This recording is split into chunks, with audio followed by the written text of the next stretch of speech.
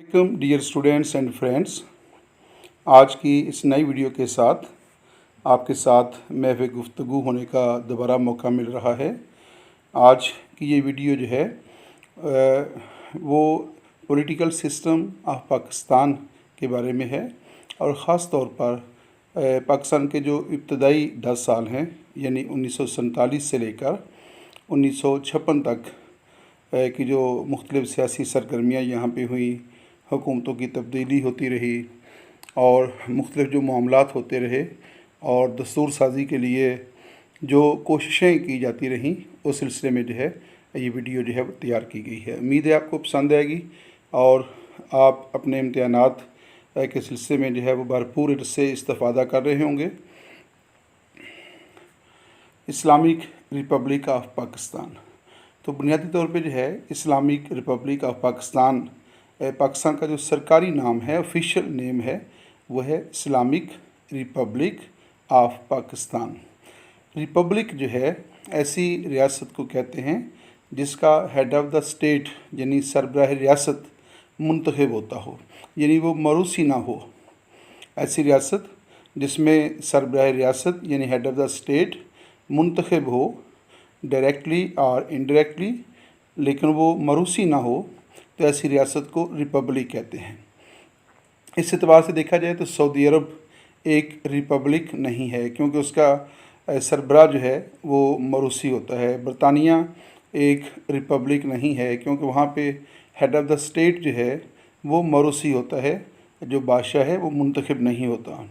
लेकिन China People's Republic of China, India भी एक रिपब्लिक है, ईरान भी एक रिपब्लिक है। तो ऐसी तमाम रियासतें जिनके सरबराह रियासत मुंतखब होते हैं वो रिपब्लिक कहलाती हैं।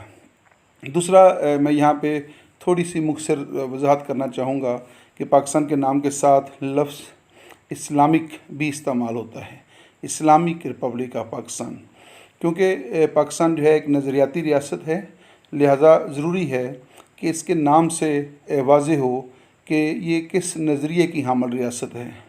तो पाकिस्तान की बुनियाद दो कौमी नज़रिया पर रखी गई है और दो कौमी नज़रिया जो है उसकी बुनियाद जो है वो दीन इस्लाम पर रखी गई है। और उसी निस्बत से जो है इसके जो पाकिस्तान का जो सरकारी नाम है, जो कॉन्स्टिट्यूशनल नाम है पाकिस्तान का, उसमें लफ्ज़ इस्लामिक जो है वो शामिल किया गया है। Next, Islamic Republic of Pakistan, इसको उर्दू ज़ुबान में जो है इस्लामी जमहूरिया पाकिस्तान कहा जाता है। तो रिपब्लिक जो है इसका मतलब होता है जमहूरिया।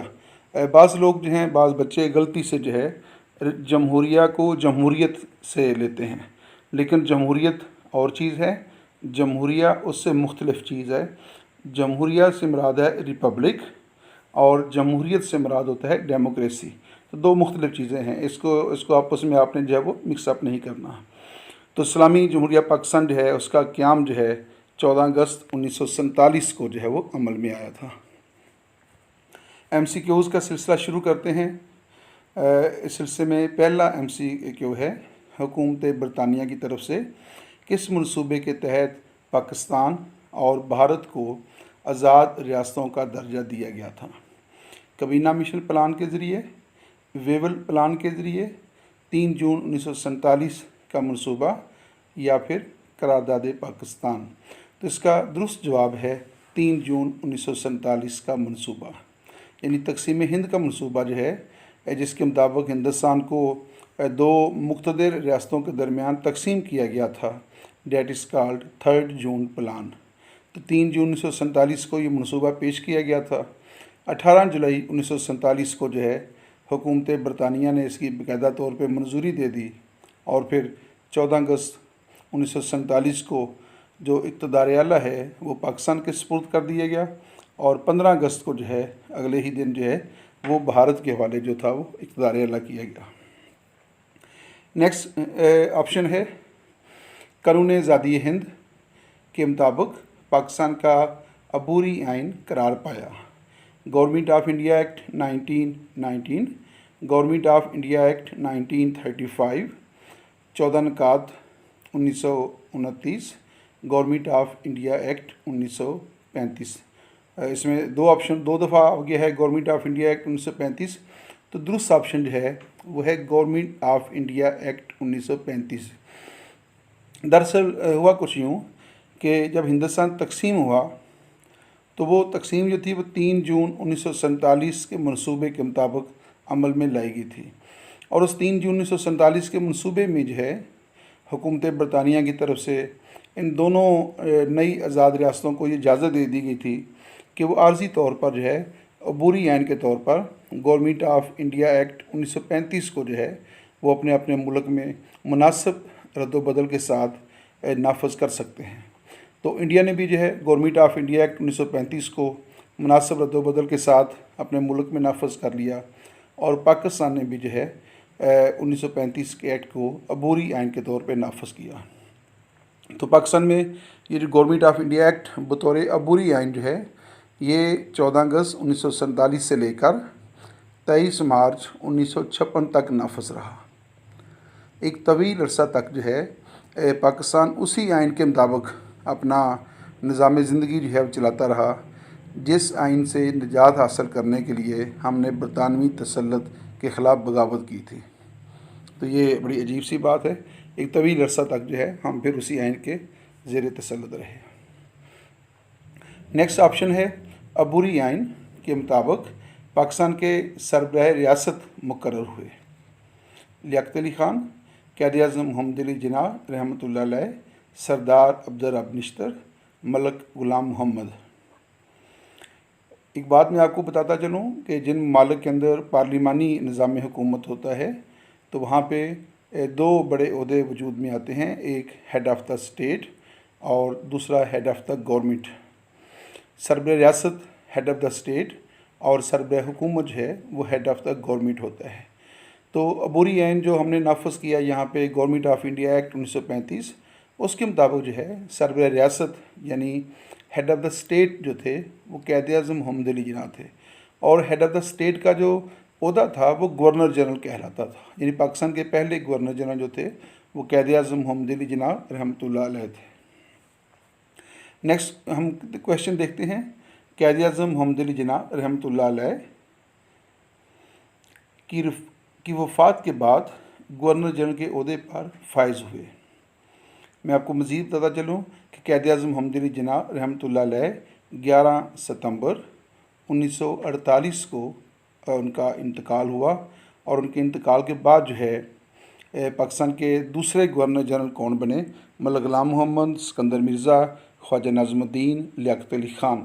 تو درست جواب ہے خواجہ ناظم الدین۔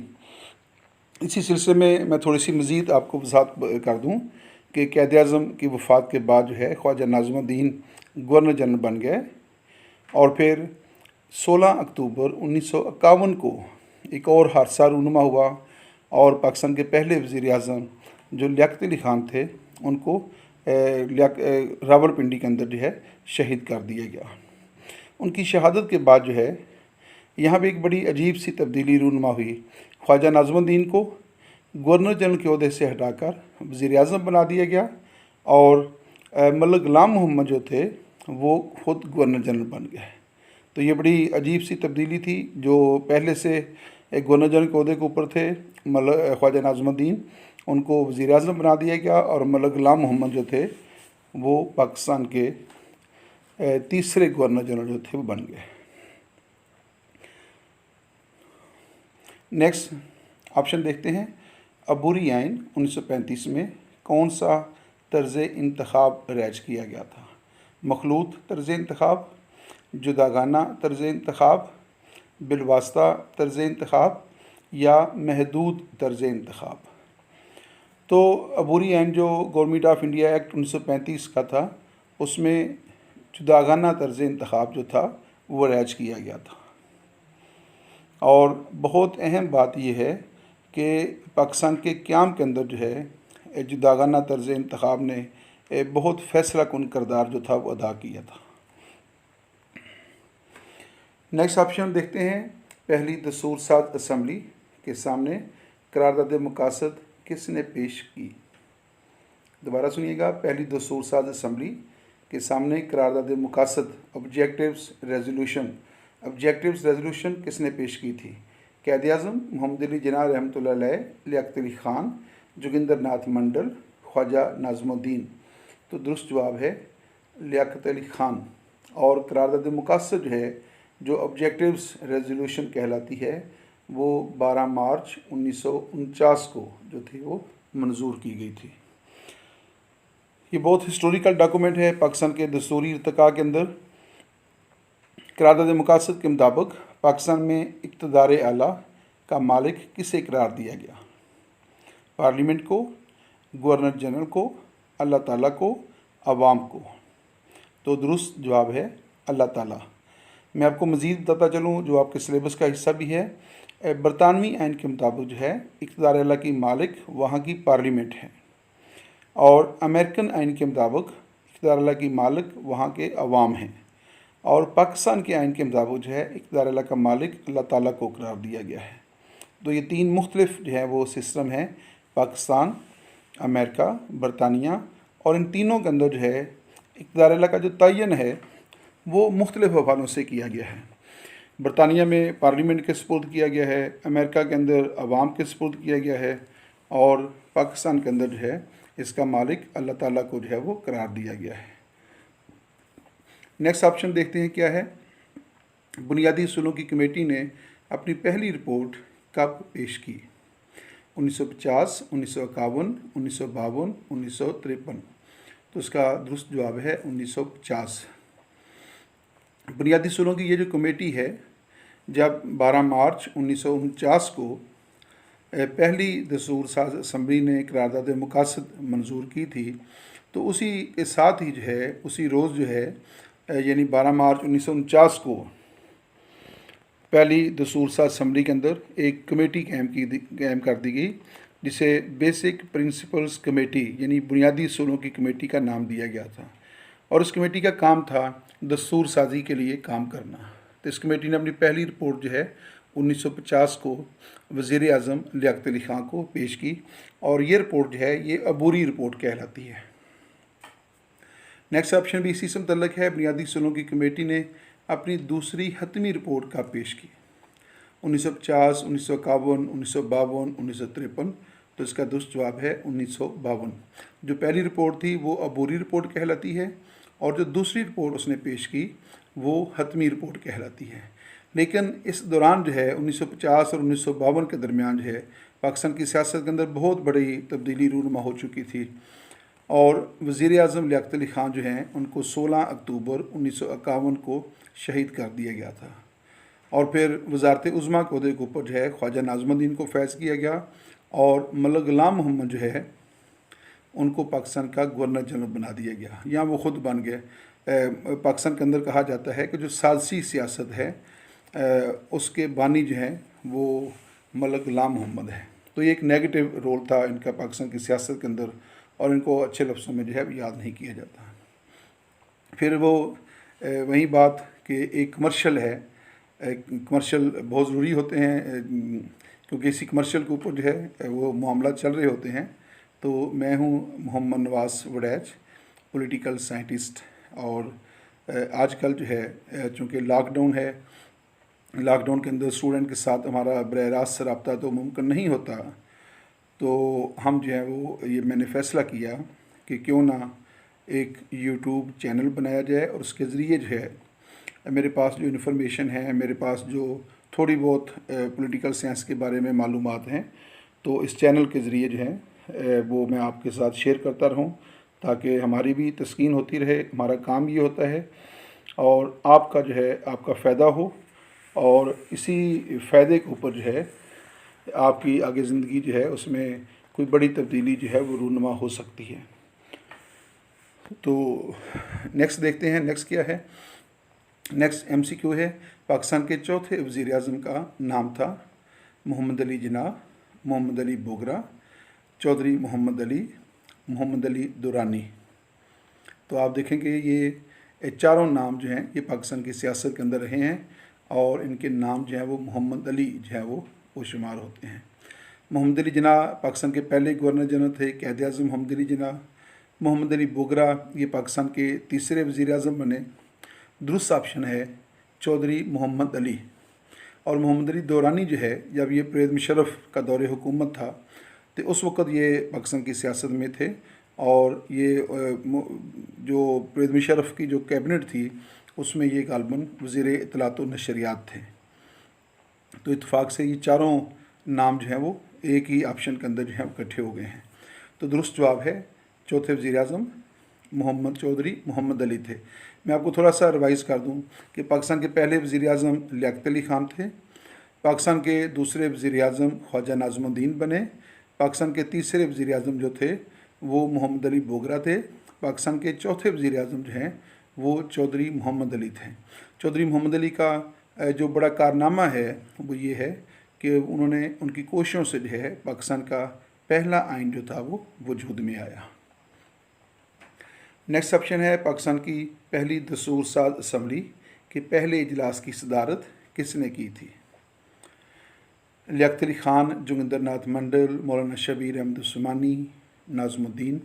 तो दुरुस्त जवाब है जोगिंदर नाथ मंडल। ये एक अक़लीती रुकन थे और उन्होंने जो है वो पहले जो इजलास हुआ था 10 अगस्त 1947 को, उसकी सदारत के फ़रज़ जो थे वो जोगिंदर नाथ मंडल ने किए थे। 16 अक्टूबर 1951 को पाकिस्तान में कौन सा सान्या पेश आया? क़ायद आज़म मोहम्मद अली जिन्ना का इंतकाल, लियाकत अली ख़ान का इंतकाल। तो 16 अक्टूबर 1951 को पाकिस्तान में जो सान्या पेश आया वो बहुत बड़ा सान्या था। पाकिस्तान के पहले वज़ीर आज़म क़ायद आज़म मोहम्मद अली जिन्ना के दस्ते रास्त और बहुत काबिल एतमाद दोस्त और तहरीक पाकिस्तान के बहुत अहम कारकुन जो थे, जो पाकिस्तान के पहले वज़ीर आज़म बने लियाकत अली ख़ान, उनको जो है वो रावलपिंडी के अंदर जो है वो शहीद कर दिया गया। और दिलचस्प बात यह है कि जिस शख्स ने लियाकत अली ख़ान के ऊपर जो है वो गोली चलाई थी उसको पकड़ लिया गया और उसको वहीं पे जो है वो मौके के ऊपर जो है वो मार दिया गया था। उसका नाम अकबर था। नेक्स्ट देखते हैं, नेक्स्ट क्या ऑप्शन है?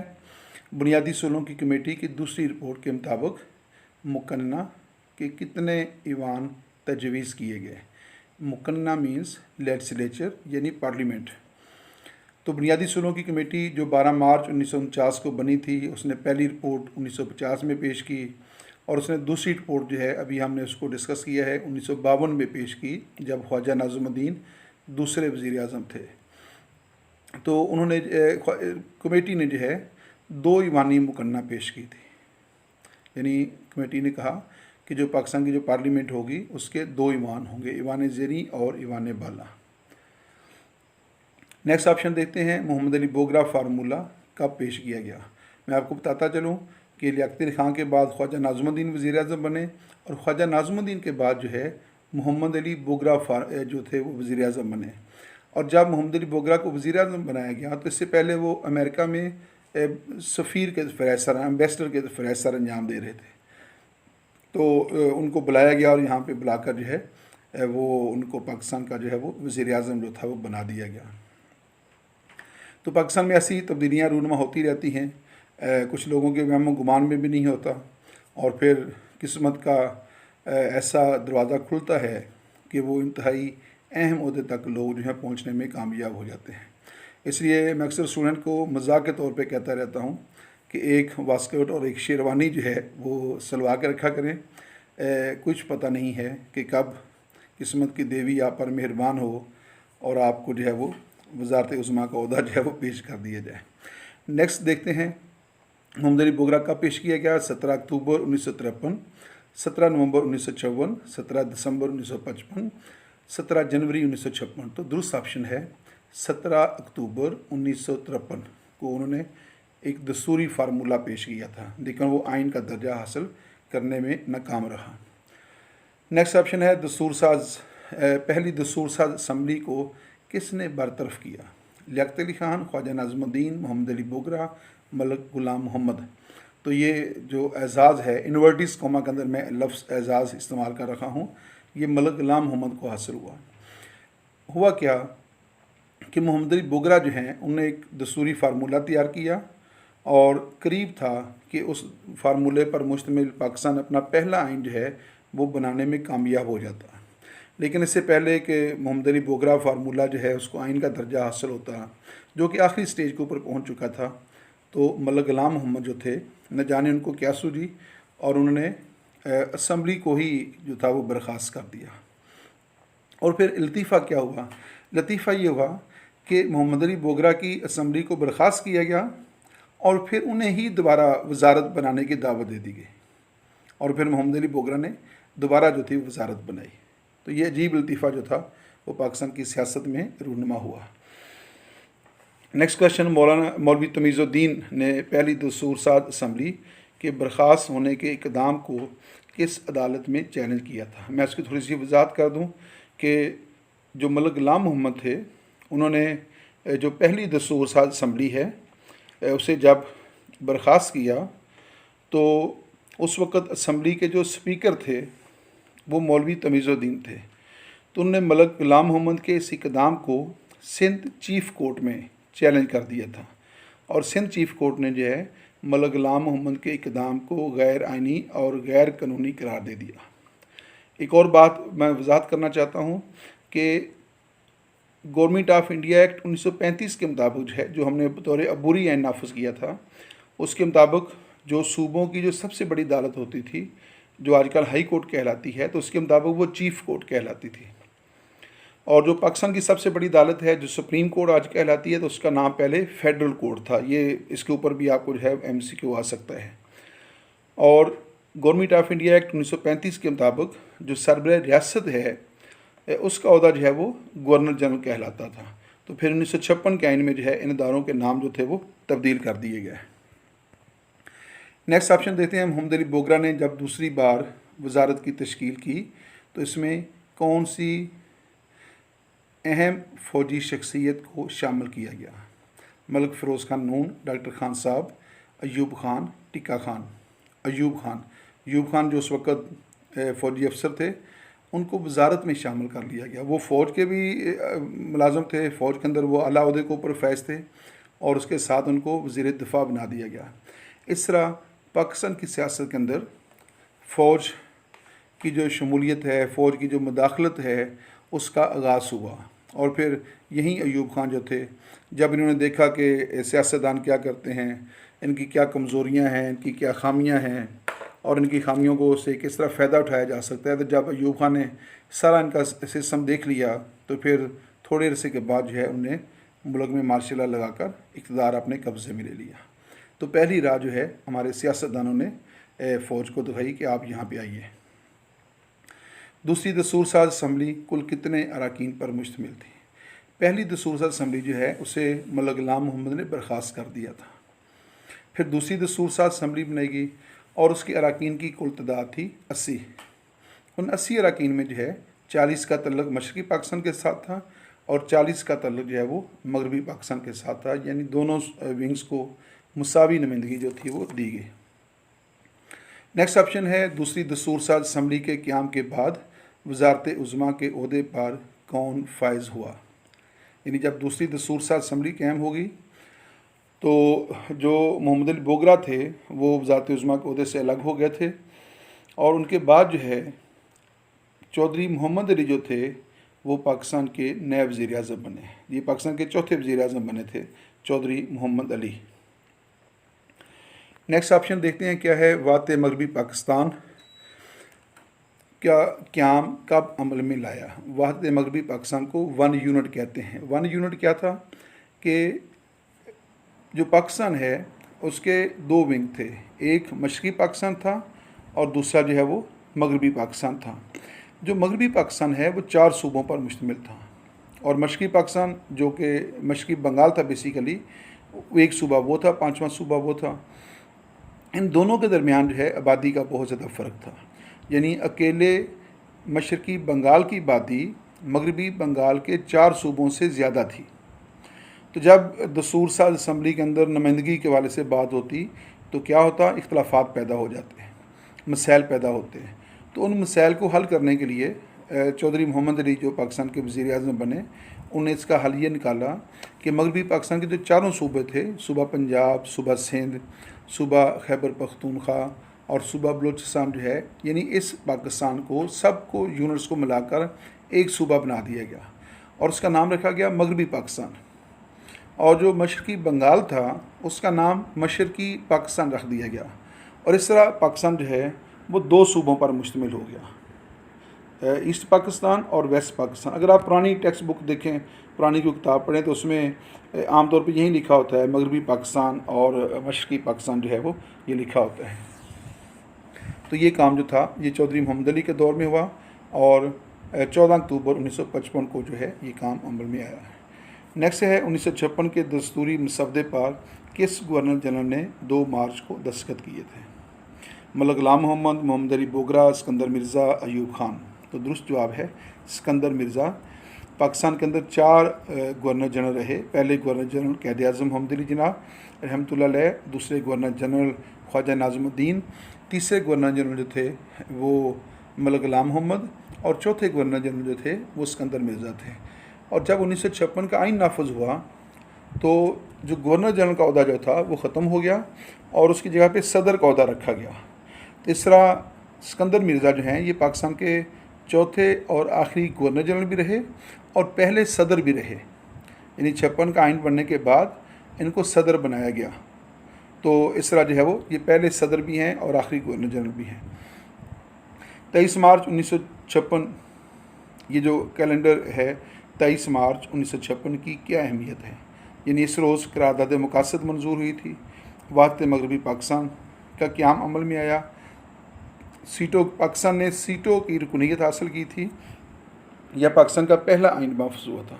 تو درست جواب ہے پاکستان کا پہلا آئین نافذ ہوا تھا، اور اس روز پاکستان کو ایک جمہوریہ جو ہے وہ قرار دیا گیا تھا 23 مارچ 1956 کو۔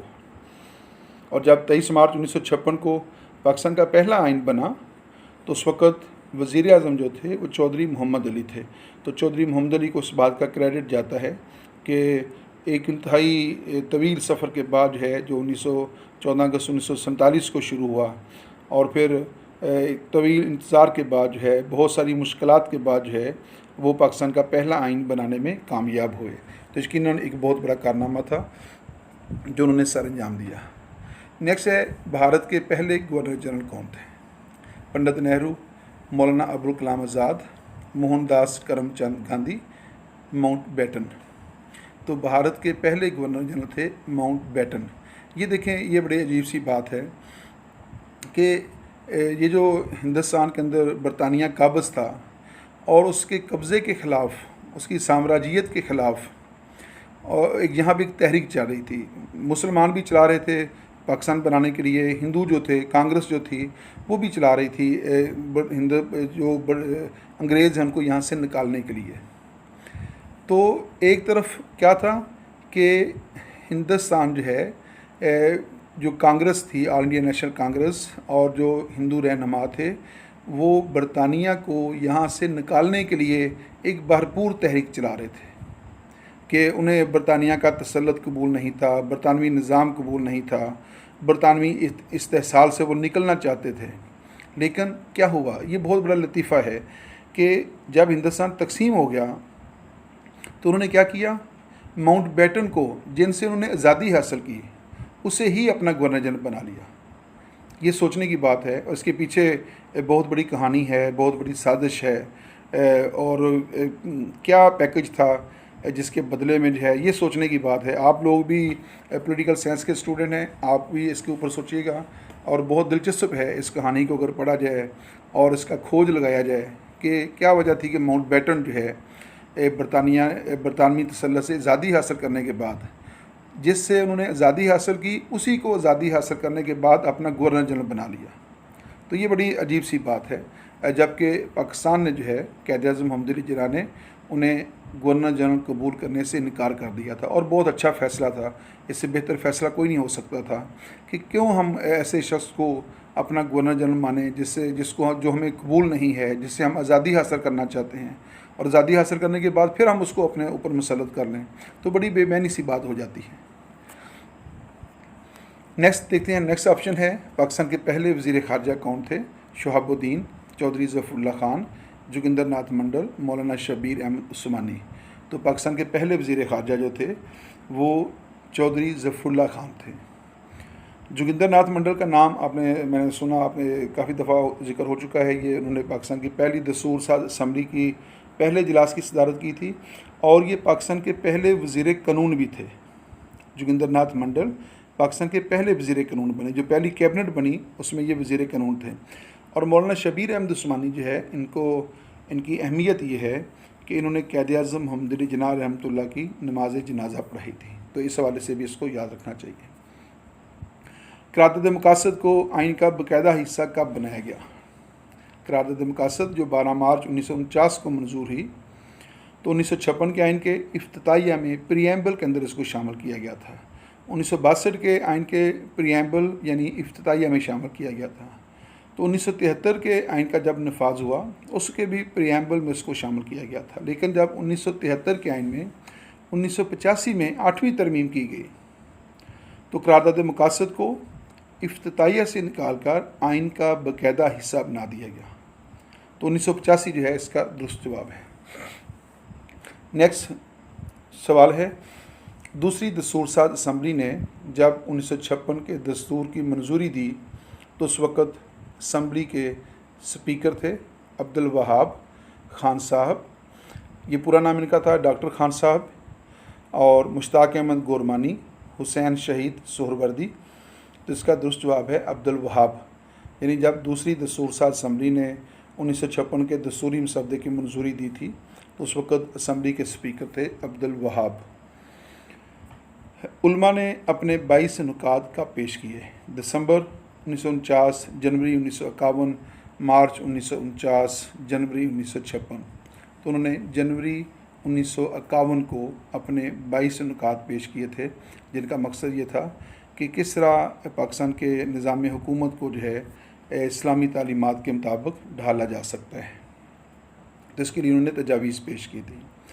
नेक्स्ट ऑप्शन है, वाक़ मगरबी पाकिस्तान के क़याम के बाद उसका वज़ीर आला किसे मुकर्रर किया गया? इसमें थोड़ी सी गलती है कंपोजिंग की, दोबारा देखिएगा। वाक़ मगरबी पाकिस्तान के क़याम के बाद इसका, तो ये अल्फ़ जो है ये इजाफ़ी है, वज़ीर आला किसे मुकर्रर किया गया? तो मैंने आपको बताया कि जब 1 यूनिट क़याम हुआ, यानी वाक़ मगरबी पाकिस्तान का क़याम अमल में लाया गया, तो चारों सूबों को मिलाकर एक सूबा बना दिया गया जिसका नाम वेस्ट पाकिस्तान रखा गया, मगरबी पाकिस्तान। तो डॉक्टर खान साहब जो थे उनको इसका वज़ीर आला मुकर्रर किया गया। और ये ऊपर एक नाम लिखा हुआ है मुश्ताक अहमद गोरमानी, ये बार बार नाम आ रहा है। तो मुश्ताक अहमद गोरमानी इसके गवर्नर बन गए थे। सूबे का सरबराह गवर्नर होता है और सूबाई हुकूमत का जो सरबराह होता है वो वज़ीर आला होता है। तो डॉक्टर खान साहब वज़ीर आला बने और मुश्ताक अहमद गोरमानी इसके गवर्नर बन गए थे। लेकिन जब जो वज़ीर आज़म थे चौधरी मोहम्मद अली जो थे, उन्होंने ये मनसूबा पेश किया कि 1 यूनिट क़याम होना चाहिए और इस तरह पाकिस्तान की जो दस्तूर साजी की राह में बड़ी रुकावटें हैं वो दूर हो सकती हैं, तो डॉक्टर खान साहब ने इसकी बड़ी मुखालफत की थी। लेकिन फिर उनको पैकेज दिया गया कि अगर आप इससे इत्तफ़ाक़ कर लें तो हम आपको इस सूबे का वज़ीर आला मुकर्रर कर देंगे। तो फिर उन्होंने कहा कि हाँ अलबत्ता आप ठीक है। यानी वो जो मुखालफत कर रहे थे वो मुखालफत कोई हकीकी नहीं थी, वो मुखालफत सिर्फ इस बुनियाद पे थी कि हमें क्या मिलेगा। वो मुझे एक याद आ रहा है, मैंने एक फ़िल्म देखी, आप लोगों ने भी देखी होगी, जो हीर रांझा की फ़िल्म है, पंजाबी फ़िल्म है, बहुत मशहूर फ़िल्म है। तो उसमें हीर की जब उसकी मर्ज़ी के ख़िलाफ़ जो है उसके वालिदैन शादी कर रहे होते हैं और उसका जो निकाह होने लगता है, तो वो जो निकाह ख़्वान होते हैं मौलाना साहब, जब उनको पता चलता है कि हीर जो है इस निकाह के लिए राज़ी नहीं है, तो वो कहते हैं जी, वो उठ कर खड़े हो जाते हैं मौलाना साहब और कहते हैं कि ये निकाह नहीं हो सकता। तो वहाँ पे फिर जो हीर का जो चचा है, जो कैदो है, वो मौलाना साहब के पास आता है और उनको चुपके से जो है वो थोड़े से जो है वो एक पैसे पकड़ाता है। तो मौलाना साहब कहते हैं कि हाँ अलबत्ता अब निकाह हो सकता है। तो ऐसा ही हुआ कि जब वाक़ मगरबी पाकिस्तान का क़याम अमल में लाने के लिए कोशिशें हो रही थी तो डॉक्टर साहब ने उसकी भरपूर मुखालफत की। उन्होंने कहा कि ऐसा नहीं हो सकता कि हम जो हैं वो इसको कबूल कर लें। तो जब इन्हें कहा गया कि आपको तो हम वज़ीर आला बनाने वाले हैं, इस बड़े सूबे के पूरा पाकिस्तान उसमें शामिल हो गया था, तो उन्होंने कहा कि हाँ अलबत्ता अब जो है वाक़ मगरबी पाकिस्तान का फ़ैसला जो है वो कबूल है। तो पाकिस्तान की सियासत जो है इस तरह के खुद गर्ज सियासतदानों से भरी पड़ी है। तो आप इसको पढ़ें तो बड़े लतीफ़े सामने आते हैं। ये जो मैंने अभी आपके सामने चीज़ें रखी हैं, इनका ताल्लुक़ 1947 से लेकर 1956 के आइन के नफाज तक है। यानी ये जो दौर है 10 या 9 साल का, इसके ऊपर ये जो है वो ऑब्जेक्टिव जो है मैंने तैयार किए। इसमें से बहुत सारे ऑब्जेक्टिव हैं, बहुत इंपॉर्टेंट है, स्टूडेंट्स अमूमन इसको नज़रअंदाज कर देते हैं। तो मैंने सोचा कि इसके ऊपर एक ज़्यादा ऑब्जेक्टिव्स आपको दिए जाएँ, ताकि अगर इसमें से ऑप्शंस आते हैं तो आप उसको जो है वो आसानी के साथ जो है वो हल कर सकें।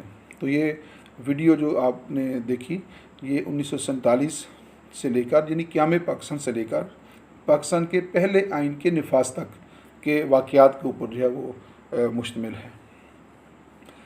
फिर वहीं मैंने सोचा कि इतने पॉलिटिकल साइंस और इम्तिहान का दौर दो एक साथ जो है वो चीज़ें आ रही हैं और स्टूडेंट बड़े उकताए हुए होते हैं। एक तो इम्तिहान का दौर है और दूसरा वो पॉलिटिकल साइंस पढ़ रहे होते हैं।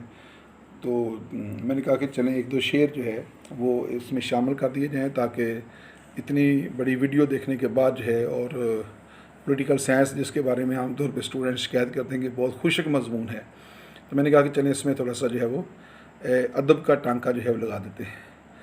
ये मिर्ज़ा गालिब का शेर है, हम हैं मुश्ताक और वो बेज़ार, हम हैं मुश्ताक और वो बेज़ार, या इलाही ये माजरा क्या है।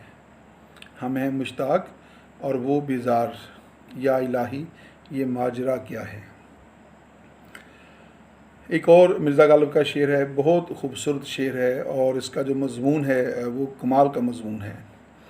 रो में है रख्शे उम्र कहाँ देखिए थमे, रो में है रख्शे उम्र कहाँ देखिए थमे, नए हाथ बाग पर है ना पाहे रकाब में। रो में है रख्शे उम्र कहाँ देखिए थमे, नए हाथ बाग पर है ना पाहे रकाब में। तो आपने मेरी वीडियोस के अंदर ये देखा होगा कि अक्सर कंपोजिंग की गलतियाँ जो है वो मुझसे हो जाती हैं। इसमें भी एक कंपोजिंग की गलती आ गई है, ना 2 दफ़ा लिखा गया है, तो ये 1 दफ़ा है। ठीक है। रख्शे उम्र कहते हैं उम्र के घोड़े को। ये जो इंसान ज़िंदगी गुजार रखा है, तो कहता है कि रो में है रख्शे उम्र कहाँ देखी ये थमे, कि ज़िंदगी का घोड़ा जो है वो सर पर दौड़ रखा है, वो दौड़े जा रखा है। तो इंसान की बेबसी ये है कि ना तो इस ज़िंदगी के इस घोड़े की बाग उसके हाथ में है और ना ही उसके पाँव में रकाब उसके पाँव में है। तो बेबसी जो है वो किस कदर ज़्यादा है और इंसान का गुरूर और तकब्बर कितना ज़्यादा है कि उसकी ज़िंदगी जो है कितनी कमज़ोर ज़िंदगी है कि उसके हाथ में कुछ भी नहीं है। पैदाइश से लेकर मरने तक वो हर रोज़ जो है वो बेबसी में गुजारा होता है, लेकिन इंसान जो है वो इस चीज़ को हकीकत को समझने के लिए तैयार नहीं है। यहाँ तक रखिएगा। फिर वही बात कि इसके अंदर जो थोड़ी बहुत कंपोजिंग की गलतियाँ जो है वो हो जाती हैं और मैं उनकी निशानदेही कर देता हूँ, उसको आप नज़रअंदाज कीजिएगा और जो निशानदेही कर दी जाती है आप उसके मुताबिक जो है वो उसको समझने की कोशिश करें। वीडियो के अंदर अगर आपको कोई चीज़ समझ में ना आ रही हो, मेरे समझाने में कोई कोताही हो गई हो, तो आप उसके मतलब सवाल कर सकते हैं। आप जो है वो यूट्यूब चैनल के ऊपर अपना सवाल लिख दिया करें, मैं अमूमन चेक करता रहता हूँ और फिर उसका वहीं पे जो है वो एक जवाब जो है वो आपको दे दिया जाएगा। और अगर कोई आपके ज़हन में एक और सवाल हो तो आप वो सवाल भी पूछ सकते हैं। और कोई भी चीज़ जो पॉलिटिकल साइंस से रेलिवेंट हो या इंसानी ज़िंदगी के बारे में जो मामलात होते हैं तो आप उनको हमारे साथ शेयर कर सकते हैं। हम जो है वो इसी काम के लिए हैं, लोगों को पढ़ाना हमारा काम है और हम ये समझते हैं कि ज़िंदगी की जो खूबसूरती है वो ये है कि आपके पास जो कुछ भी है आप उसको लोगों के दरमियान जो है वो तकसीम कर दें। दुआ में याद रखिएगा। अल्लाह ताला आपका हामी व नासर हो। पाकिस्तान जिंदाबाद। अल्लाह हाफ़िज़।